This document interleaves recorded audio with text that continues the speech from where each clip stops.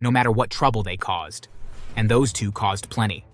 Before all this happened, I'd already run into them more times than I can count. One time, they'd crashed into the car of a black mother with her baby on board. Instead of apologizing, Ethan leaned out the window and shouted, "Get off the road, you dumb monkey! Bet that baby don't even got a daddy!" The mother sobbed while clutching her child, begging for someone to help.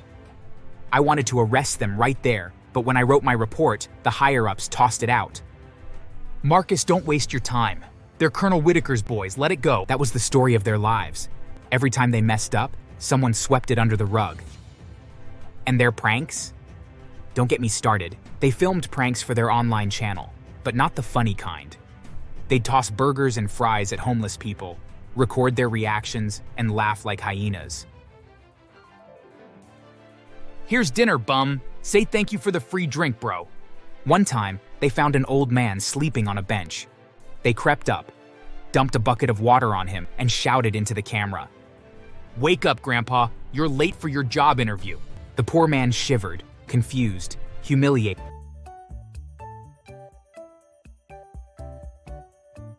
I'm Officer Marcus Hill. I'm a black cop, and I've seen a lot of evil in this world. On the streets, in homes, and sometimes even in my own department. But the most dangerous kind of evil I've learned to recognize isn't always the kind with guns or knives. Sometimes it's the smiling, entitled face of a kid who thinks the world bends for him. That's exactly who Ethan and Kyle Whitaker were. The Whitaker boys weren't just spoiled, they were untouchable. Their father, Colonel Whitaker, was a decorated military man, feared in this town. Most cops didn't dare cross him, so they protected his sons no matter what trouble they caused. And those two caused plenty. Before all this happened, I'd already run into them more times than I can count. One time, they crashed into the car of a black mother with her baby on board. Instead of apologizing, Ethan leaned out the window and shouted, "Get off the road, you dumb monkey! Bet that baby don't even got a daddy!" The mother sobbed while clutching her child, begging for someone to help. I wanted to arrest them right there, but when I wrote my report, the higher-ups tossed it out. "Marcus, don't waste your time. They're Colonel Whitaker's boys, let it go." That was the story of their lives. Every time they messed up, someone swept it under the rug. And their pranks? Don't get me started. They filmed pranks for their online channel, but not the funny kind. They'd toss burgers and fries at homeless people, record their reactions, and laugh like hyenas.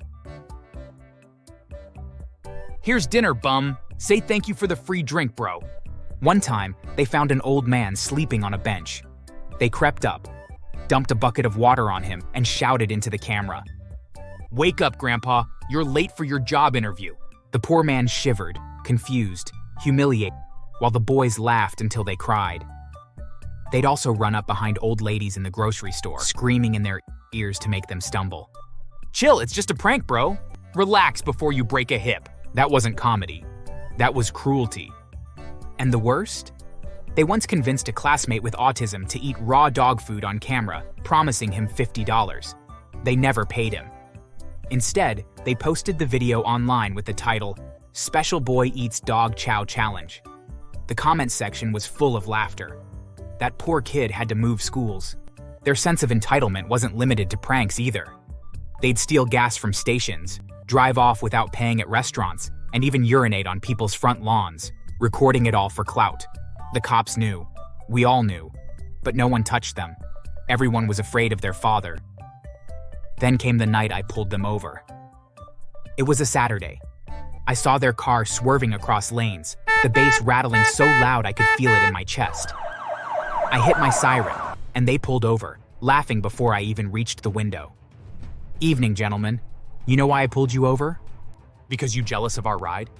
Or maybe he's just mad he never drove a car that cost more than his whole salary." I caught the smell of alcohol immediately. Their eyes were glazed. "Step out of the car. You've been drinking." "Say please, boy." That word burned. They tossed their documents onto the ground, forcing me to pick them up. Look at him, picking up scraps just like his people. I stayed calm, though my blood boiled. I was ready to cuff them for DUI and reckless driving, but just as I radioed it in, 2 squad cars pulled up. My colleagues stepped out. "Marcus, stand down, we'll handle this." "They're drunk. They need to be arrested." Relax, they're good kids. Go find some real criminals. I couldn't believe it. They were about to let two drunk teenagers back on the road. I wanted to fight it, but if I pushed too hard, I knew I'd be the one punished.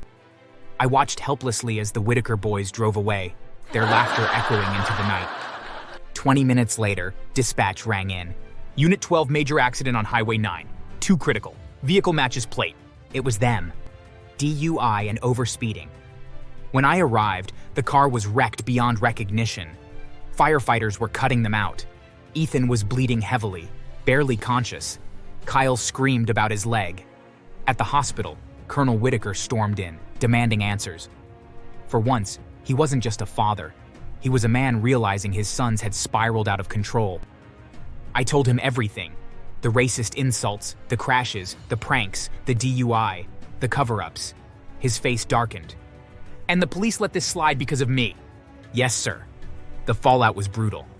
Ethan, the one with the leg injury, went in for surgery, but the doctors made a grave mistake. They amputated the wrong leg. He woke up screaming, realizing he'd lost a perfectly good limb. The arrogance he once carried vanished overnight. Kyle didn't escape either. Colonel Whitaker himself became his jailer. He locked him in the house, slapped an ankle monitor on him, and forced him into community service. He had him scrubbing toilets at shelters, picking up trash in public parks, and serving meals to the same homeless people he used to humiliate. You wanted to be a clown? Fine. You'll work for the people you mocked until you learn respect. And he meant it. But the colonel didn't stop there. He demanded a full inquiry into the officers who let his kids drive off drunk. Officer Green and Officer Miller were suspended, stripped of their badges temporarily, and dragged through internal investigations. For once, the system didn't protect them. Weeks later, I ran into the colonel outside the courthouse. Officer Hill. Sir, I made sure those officers who failed their duty paid for it. My boys will pay too. They won't disgrace me again.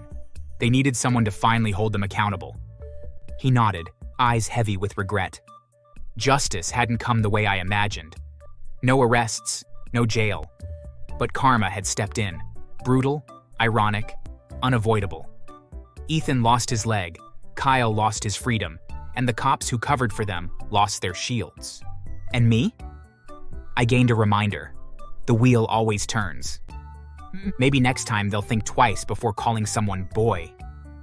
And if you've made it this far into my story, I've got just one thing left to say. Hit that like button, drop a comment, and subscribe. Or else karma might come for you next. And trust me, it's way scarier than me with a ticket book.